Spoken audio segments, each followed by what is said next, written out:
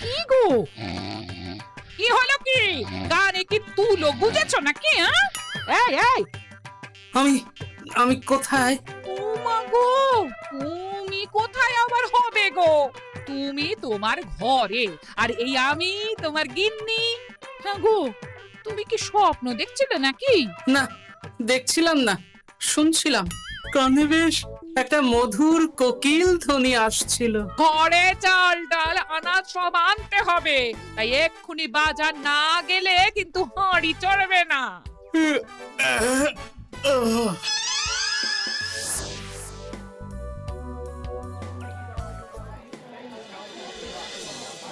এ কি, মুদির দোকানে মড়ক লেগেছে নাকি? এত ভিড় কেন? এই দেখি। হে, এ কি হচ্ছে? আরে আমাকে যেতে দেবে তো নাকি? ওরে বাবা রে বাবা, এ কি কাণ্ড রে! এত বছর ধরে এখানে আছি, মুদির দোকানে তো এত ভিড় দেখেছি বলে মনে পড়ছে না। না, এই ভিড়ের সাথে যুদ্ধ না করে বরং এখন ফিরে যাই। রাজবাড়িতে একটা কোনো উপায় হয় কিনা দেখি।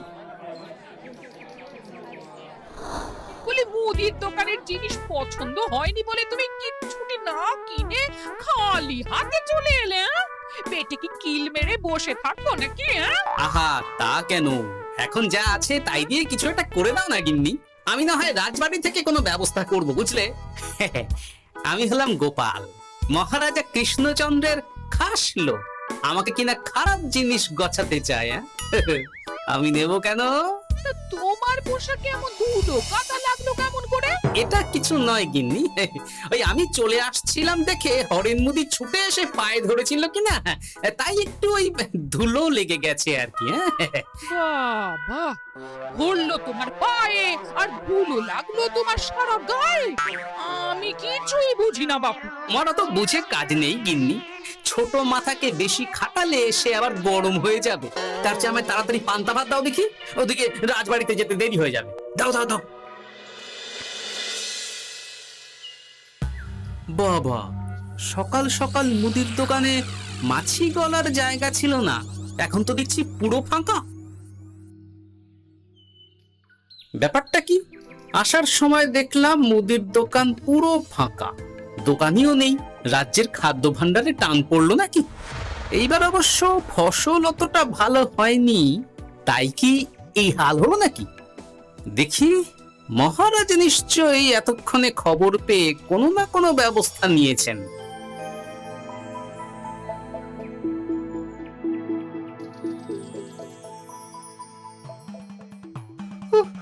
আমি যদি উড়ে যাই, দয়া করে ধরে ফেলুন। না হলে আমাকে নিয়ে উড়ে যাবে এই মজার বেলুন। খাসা খাসা, সত্যি বিজ্ঞানী, তোমার এই আবিষ্কার অতি মনোরম, দেখলেই মন ভালো হয়ে যায়। তা যা বলেছেন মহারাজ। এই অদ্ভুত উড়ন্ত বেলুন দিয়ে এখন থেকে বার্তা এ রাজ্য থেকে অন্য রাজ্যে পাঠানো যাবে, দূতের কাজ কমবে। বড় ভালো কথা বলেছো হে মন্ত্রী, এর জন্য বিজ্ঞানীকে আমি পুরস্কৃত করব। কি ভুল করে কোথাও চলে এলাম নাকি? কি রাজসভা নাকি কোনো মেলা? সভাসদেরা এই কি করছেন? গোপাল, এত দেরি করে এলে কেন? এত বড় আমোদ থেকে বঞ্চিত হলে। এইসব কি মহারাজ? বিজ্ঞানী এই নতুন ধরনের বেলুন আবিষ্কার করেছে গো গোপাল। আমার বানানো বেলুন কেমন হয়েছে গোপাল?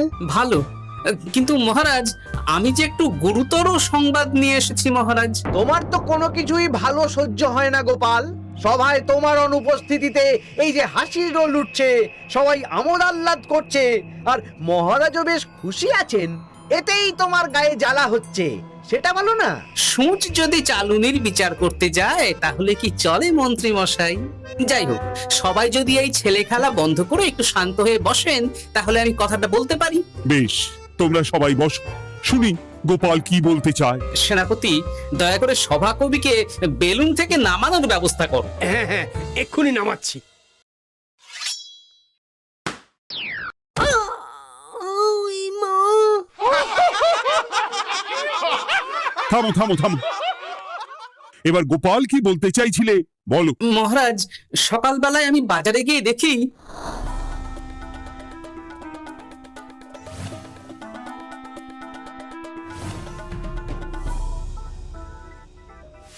হুম, এই হলো অবস্থা।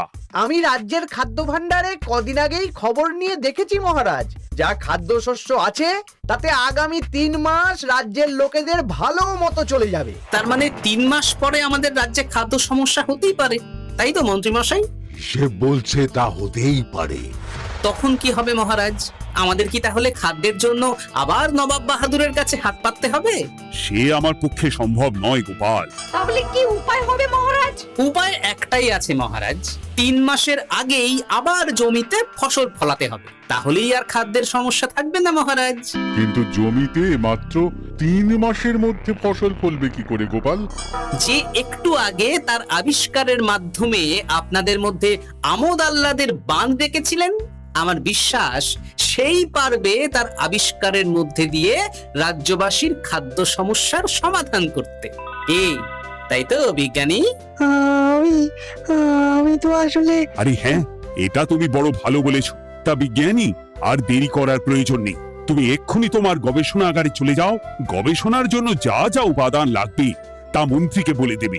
আচ্ছা মহারাজ। তাছাড়া তোমার কাজে সাহায্য করার জন্য পেয়াদা তোমার সঙ্গেই থাকবে। আমরা সবাই তোমার নতুন আবিষ্কারের অপেক্ষা করব।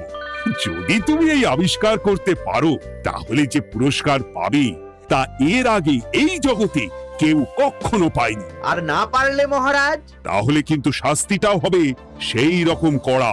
আমার বিশ্বাস আমি মহারাজের দেওয়া পরীক্ষায় সসম্মানে উতরে যাব।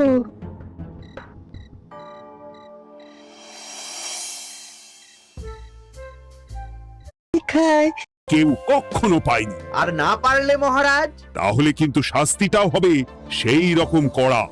আমার বিশ্বাস আমি মহারাজের দেওয়া পরীক্ষায় সসম্মানে উতরে যাব।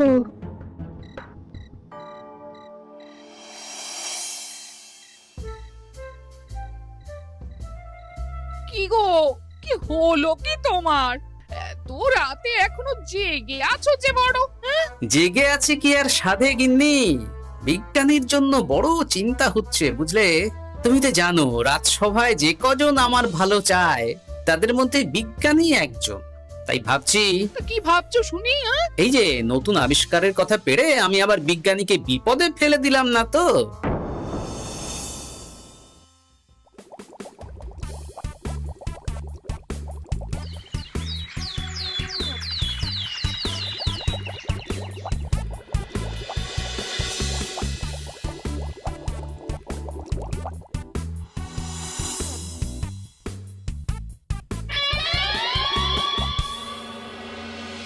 সাত দিন হয়ে গেল বিজ্ঞানী আবিষ্কারের দায়িত্ব পেয়েছে, না সে রাজসভায় এসেছে, না সে গবেষণা কক্ষ থেকে বের হয়েছে। সে কি কথা গো? তাহলে আর বলছি কি গিন্নি, এমনকি কাজের জন্য রাজসভা থেকে 2-3 জন পেয়াদা দেওয়া হয়েছে তার সাথে। তাদেরকে সে কিছু করতেও বলেনি, তারা ঠায় বাইরে বসেই আছে। ও মা গো, আর খাওয়া না, কিছুই নাকি করেনি। এ তুমি কি বলছো গো? বলছি বিজ্ঞানী সুস্থ আছেন তো নাকি? পরীক্ষা নিরীক্ষা করতে করতে আবার তার কিছু হয়ে যায়নি তো? সেটাই তো ভাবছি গিন্নি, বেচারিকে বিপদে ফেলে দিলাম না তো? না, কাল সকালে একবার গিয়ে দেখতে হবে বিজ্ঞানীর ঠিক কি হলো।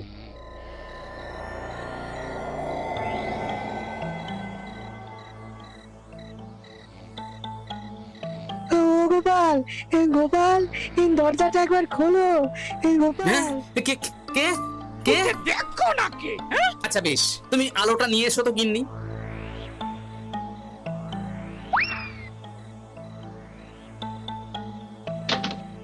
ওরে বাবারে, ভূত ভূত ভূত! গোপাল, গিন্নি, শিগগিরই আলোটা সামনে আনো। এ কি কাণ্ড! বিজ্ঞানী, বিজ্ঞানী, ও বিজ্ঞানী, একটু জল আনো তো গিন্নি। ভয় নেই, এটা চোর ভূত কেউ না, হে আমাদের বিজ্ঞানী।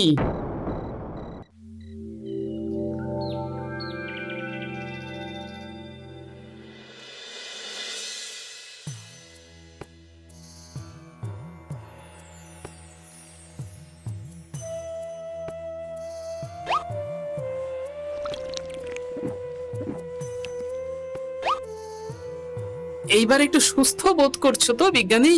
হ্যাঁ, অনেক ধন্যবাদ। আসলে গবেষণা করতে গিয়ে দিন রাতের খেয়ালই ছিল না, খাওয়া হয়নি। 7 দিন ধরে গবেষণা করছো মানছি, তাই বলে এরকম না খেয়ে থাকবে? দেখলে তো কেমন ভিড় খেয়ে পড়লে। রাতের বেলায় গবেষণা কক্ষে বিস্ফোরণ ঘটে। এই যাত্রায় মনে হয় আমার প্রাণ রক্ষা হলো না, আমার গবেষণা বিফলে গেছে। আহা, এত সহজে হাল ছেড়ে দিলে কি চলে? আমার ঠাকুরদা একটা কথা বলতেন জানো, যদি করো গোড়ায় গলদ, কেঁদে কুল পাবে না বলদ। এর কথার অর্থ কি গোপাল? আমি যে সবটা বুঝি তা নয় বিজ্ঞানী, তবে যেটুকু বুঝি তার মানে হলো, গোড়ায় গলদ করলে বলদ অনেক খাটলেও ফল পাবে না, ফলে তাকে কাঁদতে হবে।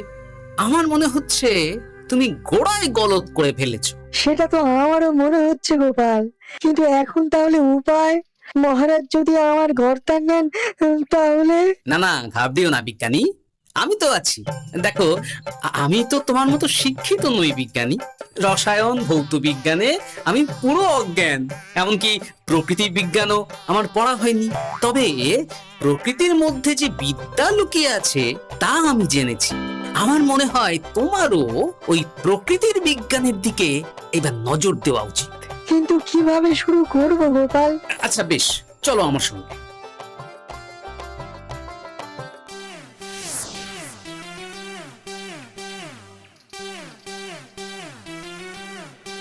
ভালো ফসলের জন্য সবার আগে কোনটা ভালো হতে হয়?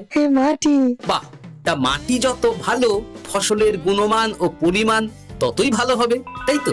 মাটি ভালো করতে হলে কি করতে হবে বিজ্ঞানী? কি গোপাল? এই যে গাছগুলো দেখছো, এগুলো আমাদের ছোটবেলার সময়ের গাছ। এখানে আগে গরু চড়তো, তারাই গোবর দান করে যেত মাটিতে, আর বাচ্চারা খেলতে এসে ফল খেয়ে তার বীজ ফেলে যেত। সেই থেকে চারা গাছ হয়েছে, আর সেই চারা থেকে বড় গাছ হয়েছে। বাহ, আমি তো এই দিকটাই ভাবিনি। এই গোবর তো অতি উত্তম বস্তু চাষের মাটির জন্য। তোমায় যে কি বলে ধন্যবাদ দেবো আমি জানি না গোপাল, তুমি আমার চোখ খুলে দিয়েছো। গোড়ায় যে ঠিক করে, সফল সে বারে বারে।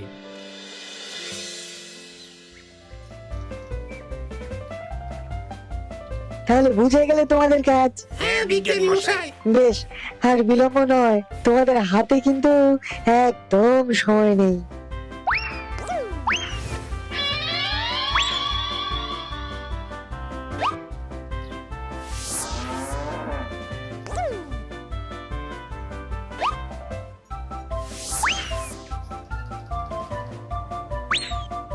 যা বাবা, গোবর কোথায় গেল?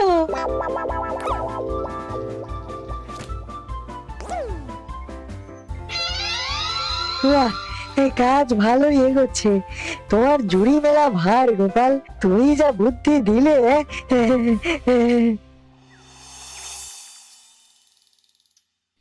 এইসব কি কাণ্ড হচ্ছে বলো দেখি কৃষ্ণনগরে?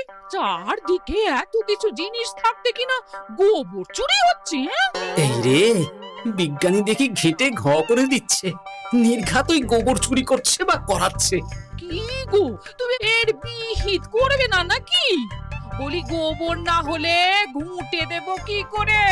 উনুনি বা চলবে কিসে? আমি কি এই বয়সে জঙ্গলে কাঠ কাটতে যাব নাকি? আমি দেখছি, তুমি আজকের দিনটা কোনো মতে সামলে নাও না গিন্নি। আমি এক্ষুনি রাজবাড়িতে গিয়ে এর একটা বিহিত করছি।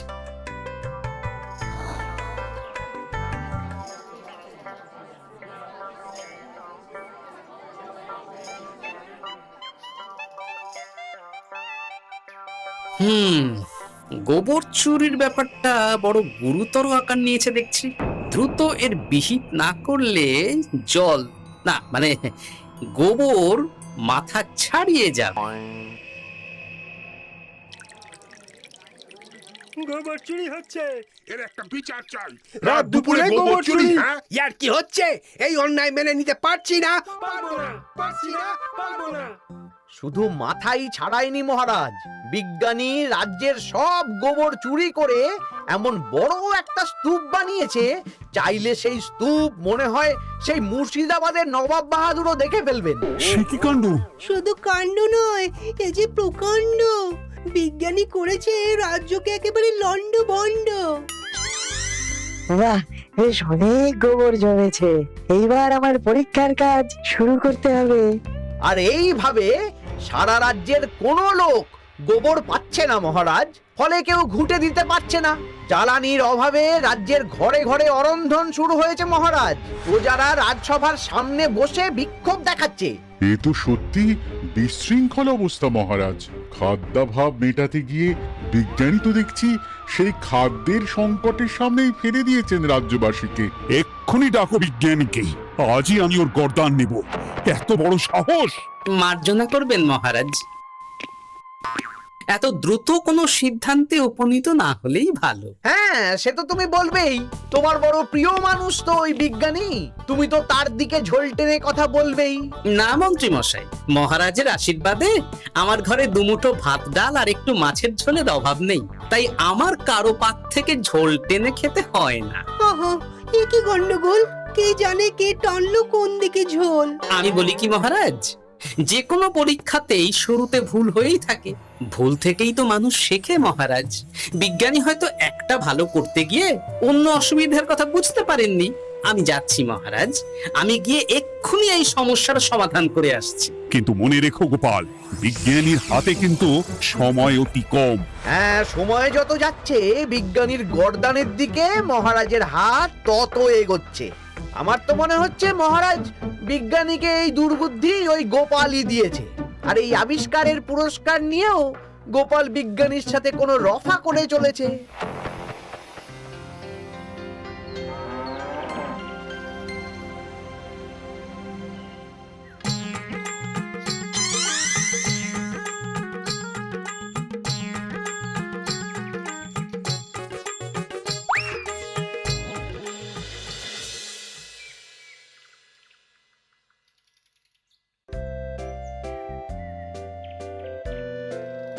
যাক, তাহলে রাজ্যের গোবর চুরির সমস্যা মিটলো, কি বলেন? তা মিটেছে রানী, কিন্তু এটা আমি বুঝতে পারছি না বিজ্ঞানী আসল কাজটা করতে পারবে কিনা। না পারলেই তো আবার 3 মাস পরে। কি সকাল বেলায় এই কটু গন্ধে রাজবাড়ি ভরে উঠেছে কেন? কি হলো? ইস, এত বিশ্রী গন্ধ কোথা থেকে আসছে মহারাজ? এ তো মনে হচ্ছে প্রহরী, এক্ষুনি বিজ্ঞানীর বাড়ি গিয়ে তাকে ডেকে আনো।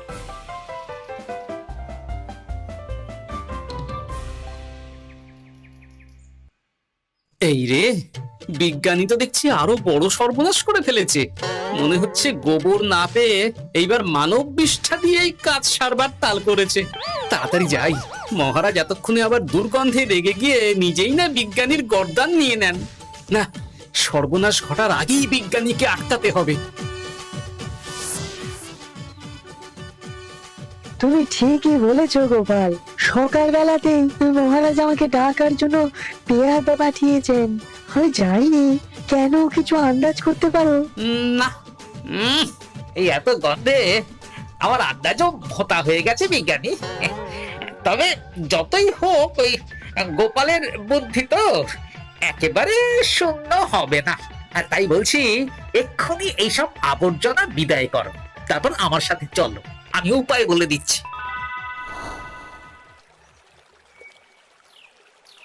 একটা কথা ভাবছিলাম বিজ্ঞানী, আমাদের বাড়ির পিছন দিকে কয়েক মাস ধরেই আমার গিন্নি ওই ফলের খোসা, তরকারির খোসা, ফলের বীজ ফেলে। ওদিকটা অনেকদিন যাই না, বুঝলে।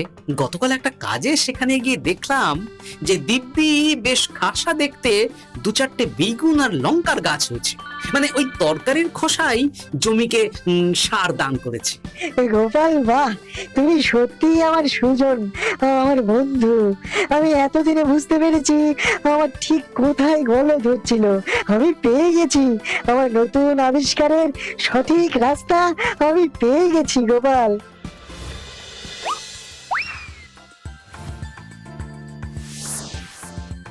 শাকসবজির খোসা থেকে তো দারুণ সার তৈরি হয়েছে গোপাল।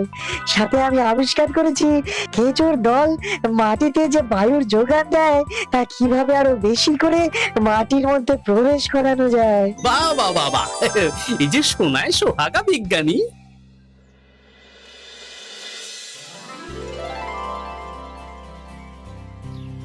বাহ বাহ বাহ বাহ বিজ্ঞানী, হ্যাঁ?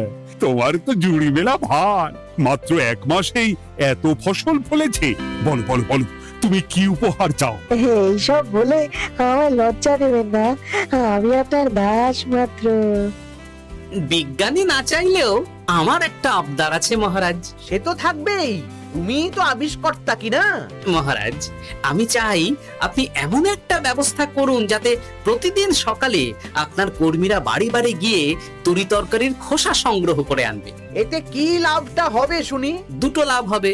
আগামী দিনে তরি তরকারির খোসা থেকে বিপুল পরিমাণে যে সার উৎপন্ন হবে তা আমাদের কাজে লাগবে, আর তারপরে উদ্বৃত্ত সার আমরা বিক্রি করে বিপুল অর্থ উপার্জন করতে পারবো। আর কারো বাড়ির সামনে আবর্জনাও জমা হবে না মহারাজ, চারিদিক পরিষ্কার পরিচ্ছন্ন থাকবে। বাহ বাহ বাহ, এ ভারী ভালো প্রস্তাব। আমি এক্ষুনি এই প্রস্তাবে সম্মতি জানিয়ে ফরমান জারি করছি গোপাল। আর শুধু বিজ্ঞানী নয়, তোমার জন্য পুরস্কার ঘোষণা করছি। সবই আপনার দয়া মহারাজ।